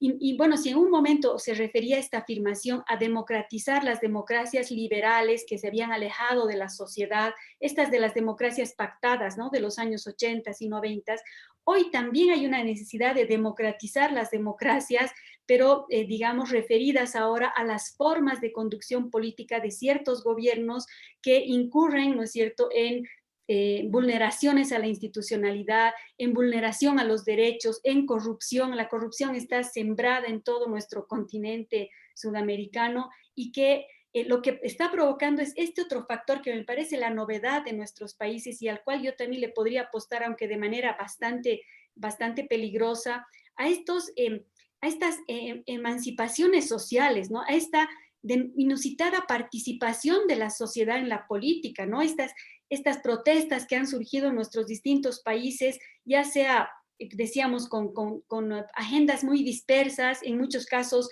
logran articularse en torno a una demanda política quizás muy coyuntural y luego se disgregan, porque, por ejemplo, en el caso boliviano, la participación de la sociedad en la política no es ninguna novedad. La Central Obrera Boliviana nunca ha sido un sujeto solo sindical, ha sido un sujeto eminentemente político, ¿no? Y ellos siguen siendo actores, pero junto a ellos han surgido estos otros actores también de la sociedad que hay que conceptualizar, hay que trabajarlos, estos ciudadanismos, que tienen en común un rechazo a la política, ¿no? Un rechazo a los partidos. Entonces están como se está dejando una suerte de vacío en el sistema de representación política. La gran pregunta que nos hacemos en todos estos países quizás es, hay que renovar y recrear a los viejos partidos, hay que pensar en nuevos partidos. Estoy viendo el caso de Perú con esa cantidad de postulantes que ha habido en esta última elección y también ha sido así en Ecuador, ¿no? Que al final con todos ellos no haces una organización política. ¿O será es una añoranza de algo que ya no hay? Hay que pensar más bien en otras maneras de representar la política, que quizás pasen por estas diversas formas también que la población está buscando de expresar su malestar y de no encontrar maneras de canalizar, ¿no? Y última cosa que digo al respecto, en Bolivia hoy, para ponerles el ejemplo de lo que estamos viviendo, se están buscando escenarios de reconciliación, con esa palabra además bastante impregnada, que si quieres, de lo religioso, ¿no? Pero se están buscando escenarios de reencuentro, de reconciliación. El vicepresidente hace pocos días, conocemos también la tensión que hay entre Evo Morales, el gobierno de Arce y la vicepresidencia, que tiene otra visión, o sea, hay también esas tensiones, pero el vicepresidente Choquehuanca ha pedido un escenario de encuentro de los bolivianos, de generar acuerdos, de atenernos a esta memoria ancestral de la complementariedad, porque las fracturas se ahondan, ¿no? Y eso esta voluntad expresada la vamos a tomar como un signo positivo para ver si se puede realmente encontrar un escenario, quizás la conformación de una comisión, no lo sé, que pueda juntar a los actores y poder encontrar por lo menos agendas comunes para enfrentar la crisis tan fuerte que hay hoy en Bolivia. Pero este llamado a mí me da como una buena señal y una voluntad política desde el poder constituido, ¿no? Para poder incorporar a los otros actores y transitar por este mal momento para quizás luego ya resolver los problemas ideológicos que puedan existir en nuestros países. Bueno, me quedaré aquí, Martín, para no ahondar más. Gracias. Muchas gracias, María Teresa. Estefanía.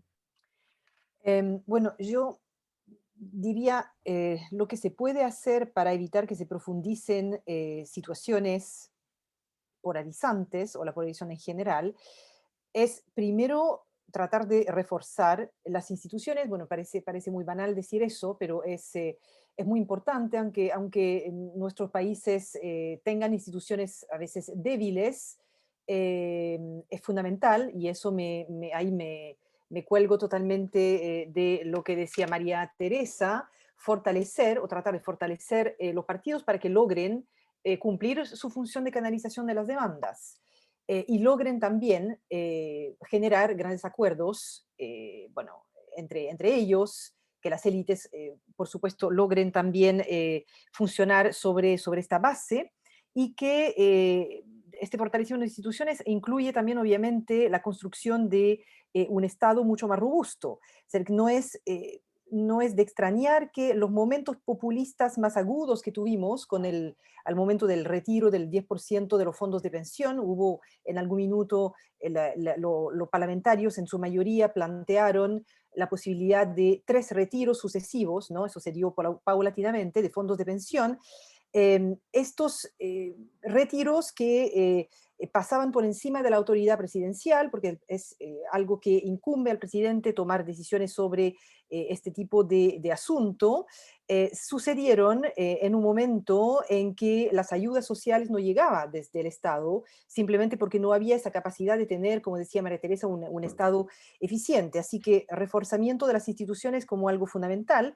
Lo segundo es que la constituyente no sea desbordada, vale decir, tratar de neutralizar a los jugadores más radicales. Los hay, por supuesto, y esto ya pasó con el ejemplo que daba de la lista del pueblo. Inmediatamente hubo una condena a ciertas declaraciones de la lista del pueblo, que se saltaban finalmente los grandes acuerdos tomados, ya que esta constituyente y el hecho de que el voto por cambiar la Constitución fue un voto que implicó mucha participación electoral, una votación masiva a favor del apruebo, está como revigorizando de alguna manera el sistema político, y hay que cuidar finalmente el hecho de que se haya logrado encontrar un cauce institucional a esta crisis política que hubiese podido ser muy, muy dramática. Y el tercer punto, y ahí de nuevo para colgarme de la intervención de mi colega, es fortalecer el centro político. Y ahí cerraría sobre un poco lo que yo pude investigar sobre la centro derecha chilena, tal vez esta idea de no ver mucha polarización en Chile se debe también a la trayectoria que ha tenido la actual coalición de gobierno, que por cierto, las élites en Chile, hubo estudios recientes que lograban comprobar la desconexión en particular de las élites empresariales con respecto a la ciudadanía sobre diferentes asuntos.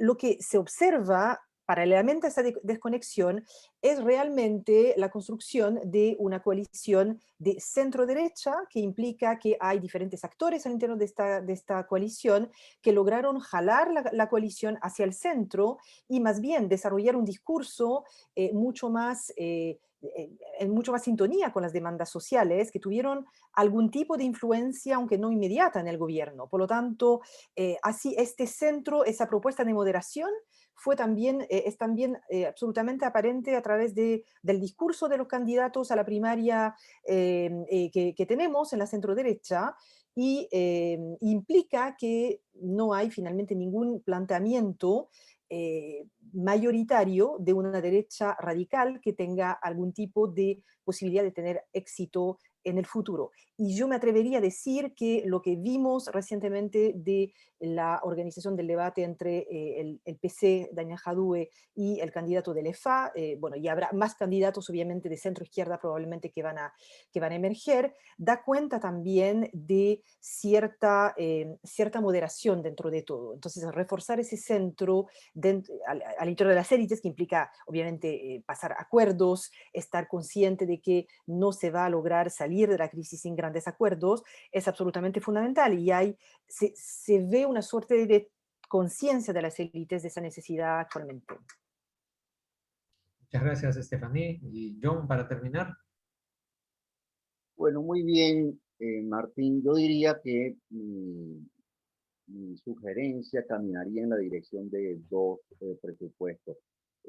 Si la pregunta de fondo es cómo evitar una creciente polarización en Perú, y para ello entiendo que este evento intenta recoger lecciones y aprendizajes de las experiencias de otros países, como el caso de Bolivia, Chile y Venezuela.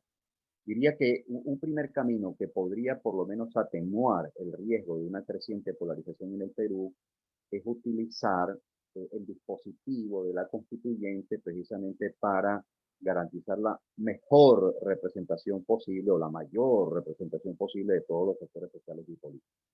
Y esto pasa obviamente por considerar las reglas de juego. Pongo el caso venezolano como un ejemplo de lo que no sería recomendable reproducir. En Venezuela, la regla de la constituyente del año 99 básicamente siguió el principio mayoritario de los sistemas electorales. Para ponerlo en perspectiva, con el 65% de los votos aproximadamente, el chavismo obtuvo 93% de los escaños. Bueno, ya hay un buen ejemplo, lo repito, con el 65% de los votos se obtuvieron 93% de los cargos para la constituyente. Ese es un buen ejemplo de lo que no debería hacerse si lo que se desea es precisamente disminuir las tensiones resultantes o asociadas a una creciente polarización. Por tanto, una primera recomendación es trabajar, si acaso no se está haciendo ya, en unas reglas de juego que aseguren la mayor representación posible de los diversos sectores en el Perú. Eso podría atenuar las tendencias polarizadoras. Pero en segundo lugar, mis colegas lo han dicho muy bien, el fortalecimiento del centro, tanto de la narrativa como de propuestas políticas alrededor del centro, podría ayudar mucho. Sobre lo que yo me interrogo a este último respecto es cómo poder incentivar a los actores para que estas propuestas centristas sean la nota distintiva, sean la nota dominante. Y no veo otra respuesta que no sea generarle incentivos a los actores políticos para que ellos tengan lugar. Es decir, entiendo yo, Martín sabrá mucho más de esto, desde luego, pero entiendo yo que todavía perduran las heridas del periodo autocrático de Fujimori.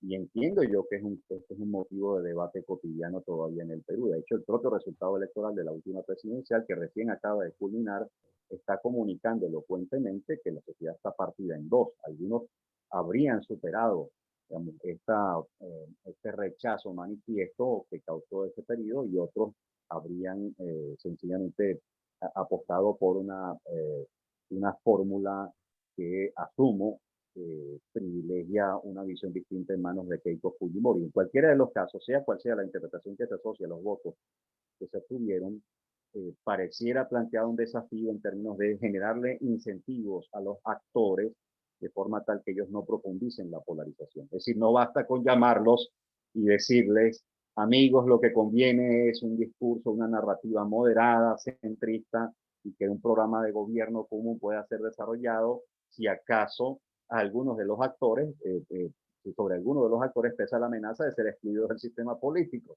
De forma tal que sé bien a dónde conduce este planteamiento, sé bien los dilemas estratégicos y hasta éticos que podría involucrar, pero no creo que sea generando desincentivos a algunos de esos actores como podría disminuirse la probabilidad de una creciente polarización en lo sucesivo.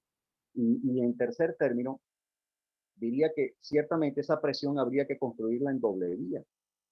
Esa presión por una oferta y una narrativa centrista también tendría que venir desde abajo. Y no hay forma también de generarle incentivos a la población como para que privilegie semejante narrativa y orientación de política que no sea atendiendo a tres asuntos fundamentales que podrían ser el pivote para intentar aproximarse a un acuerdo entre las diversas fuerzas políticas. Pareciera que en el Perú debería renovarse el acuerdo sobre la estrategia de desarrollo. Ese es un primer punto muy importante. Pareciera que en el Perú, en segundo término, habría que renovar también el acuerdo acerca de la institucionalidad democrática. Es decir, ¿qué significa esto? ¿Qué incentivos se generan para los diversos actores? ¿Qué incentivos se generan para la alternancia? ¿Qué incentivos se generan para obtener la mejor representación posible para todos los sectores sociales? Y en tercer término, obviamente, ya lo han dicho tanto María Teresa como Stephanie, la atención de la agenda de las mayorías es un punto muy importante. Si se desea que desde abajo la presión sea favorable para opciones centristas, obviamente no hay escapatoria alguna. Hay que procurar diseñar un programa de común acuerdo, por lo menos en algunos puntos fundamentales, para atender problemas sociales relevantes. Así que en estas tres direcciones serían mis sugerencias. Perú todavía está muy a tiempo como para reducir estos riesgos.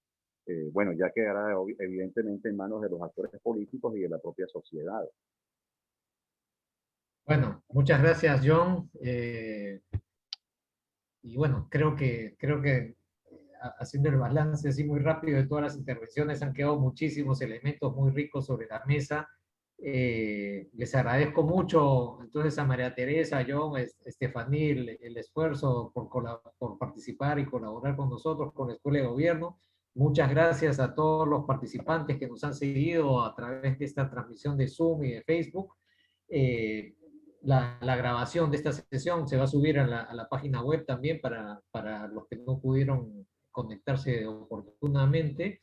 Y bueno, les pedimos que sigan pendientes de las actividades que vamos a realizar sobre estos y otros temas en la escuela. Gracias a los colegas.